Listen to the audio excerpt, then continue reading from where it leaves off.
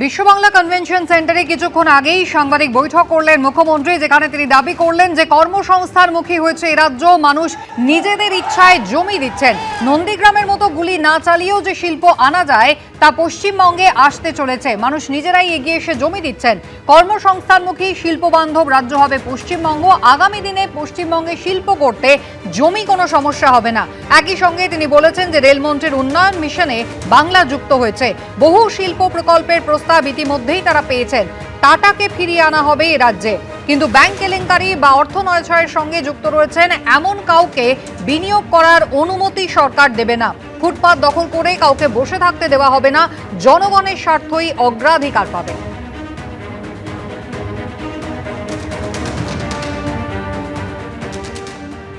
বিজিপিএস করতে নির্দিষ্ট একটি ইভেন্ট ম্যানেজমেন্ট সংস্থাকে আগের রাজ্য সরকার দিয়েছিল 635 কোটি টাকা। তদন্ত হবে গোটা বিষয়ে ঘোষণা করেছেন শুভেন্দু অধিকারী। বিজিবিএস করতে গিয়ে মমতা বন্দ্যোপাধ্যায় একটি ইভেন্ট ম্যানেজমেন্ট সংস্থাকে মোট 635 কোটি টাকা দিয়ে গেছেন। 635 কোটি টাকা একটি ইভেন্ট ম্যানেজমেন্ট সংস্থাকে।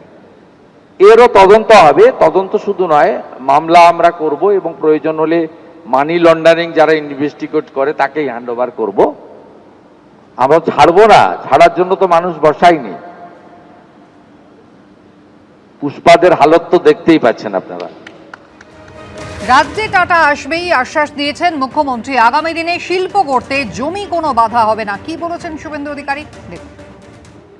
সিঙ্গুর এবং টাটা, এটা নিয়ে আমি এই মুহূর্তে আপনাদের বলবো না। প্রথমত বলি, টাটাকে এখানে আনবো আমরা, এবং সিঙ্গুরে যে জমি, সেই জমি সরকারের হাতে এখন নেই। বিগত সরকার তার মালিকানা ওখানকার কৃষকদের দিয়ে দিয়েছে, বা ওখানকার জমির মালিকদের দিয়ে দিয়েছে, যারা ওই জমিতে না সরষের চাষ করতে পারছেন, না আলু ফলাতে পারছেন, না ধান করতে পারছেন। ফাইনালি যে মাছ চাষের চেষ্টা করা হয়েছিল বিগত সরকারের সময়, না মাছ চাষ করতে পারছেন। ওই মাটির সঙ্গে টাটার রড, সিমেন্ট সবকিছু মিশে রয়েছে। ওই মাটির নেচারই চেঞ্জ হয়ে গেছে। আমি প্রাথমিকভাবে কিছু কিছু কাজ করেছি, কিন্তু এত তাড়াহুড়া আপনারা করবেন না।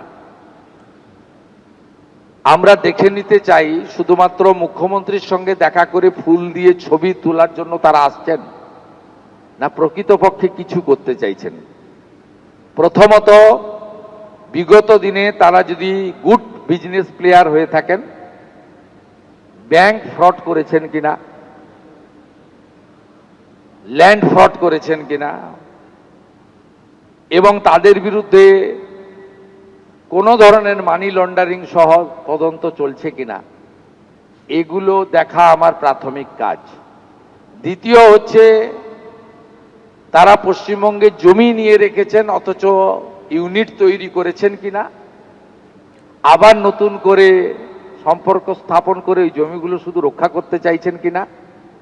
তৃতীয় হচ্ছে, তারা আসছেন কাটসিমিট করতে, না ডেস্টিনেশন বেঙ্গল একটা নির্দিষ্ট পরিকল্পনা নিয়ে আসছেন, যেখানে আমি তাকে 70 জমি তুলে দিতে চাইব। এবিপি আনন্দ, এগিয়ে থাকে, এগিয়ে রাখে।